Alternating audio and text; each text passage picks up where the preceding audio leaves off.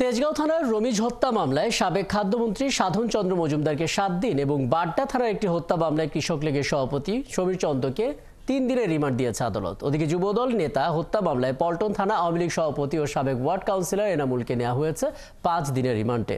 Hizb ut Tahrir media সমন্বয়কারী ইমতিয়াজ সেলিমকে সন্ত্রাস বিরোধী মামলায় 3 দিনের রিমান্ড দিয়েছে বিচারক। নিবিড় সাহার রিপোর্ট।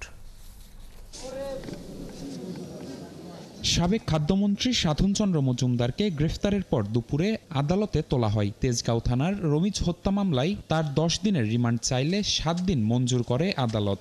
আদালত তাকে 7 দিনের পুলিশ রিমান্ড মঞ্জুর করেছেন এবং সতর্কতার সাথে জেল হাজতে তাকে যেন জিজ্ঞাসাবাদ করা হয়। তিনি একজন বয়স্ক মানুষ, তিনি রাষ্ট্রের বিভিন্ন জায়গায় ছিলেন।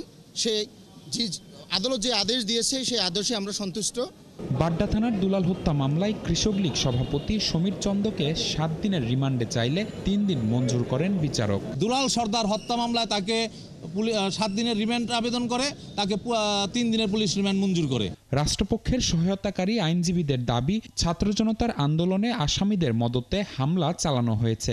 তবে আসামি পক্ষের আইনজীবীরা বলছেন রাজনৈতিক উদ্দেশ্যে এই মামলা। ফ্যাসিবাদের মূল ব্যক্তি শেখ হাসিনা চলে গেছে, কিন্তু ফ্যাসিবাদের দোসর এবং পেত্তাত্তারা কিন্তু রয়েই গেছে। বাদী তাকে সন্দেহ করে নাই, প্রচলিত একটা ফরওয়ার্ডিং দিয়ে তাকে আদালতে উপস্থাপন করেছে।